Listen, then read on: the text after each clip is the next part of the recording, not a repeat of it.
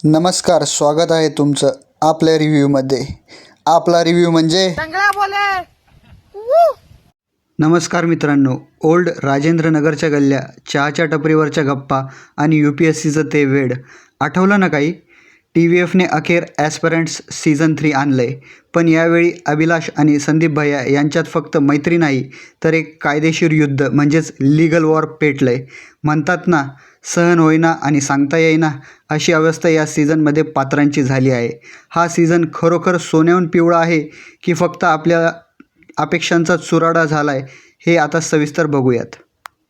या सीझनमध्ये गोष्ट दोन वेळेत चालते.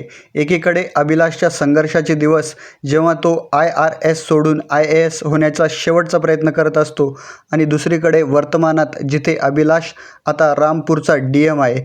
पण ट्विस्ट असा आहे की संदीप भैया त्याच्या विरोधात भ्रष्टाचाराचे आरोप घेऊन उभा राहिला आहे. गुरुची विद्या गुरुला फळली असं म्हणतात, पण इथे तर गुरु आणि शिष्यातली ही टक्कर बघताना अंगावर काटा येतो. जुन्या दिल्लीच्या आठवणी आणि आजच्या जबाबदाऱ्या यांचा मेळ घालवताना पात्रांची दमछाक होते.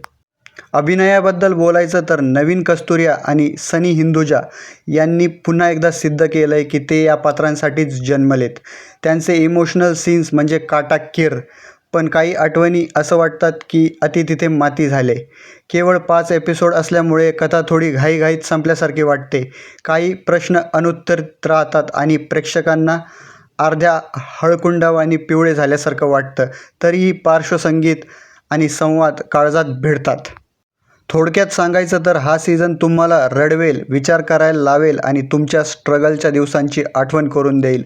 जर तुम्ही आधीचे सीझन बघितले असतील तर हा मिस करणं म्हणजे पाण्यात राहून माशाशी वैर करणं असल्यासारखं आहे. मी या सीझनला देईल 3.5 स्टार रेटिंग. आता तुमच्यासाठी एक प्रश्न आहे. तुमच्या आयुष्यात असा एखादा मित्र आहे का जो संदीप भैयासारखा तुम्हाला नेहमी मार्ग दाखवतो? कमेंट करा त्याला आणि टॅग करा ह्या व्हिडिओच्या रिव्ह्यूमध्ये. व्हिडिओ आवडला असेल तर लाईक करा, सबस्क्राईब करा आणि पुन्हा भेटूयात पुढच्या रिव्ह्यूमध्ये. धन्यवाद.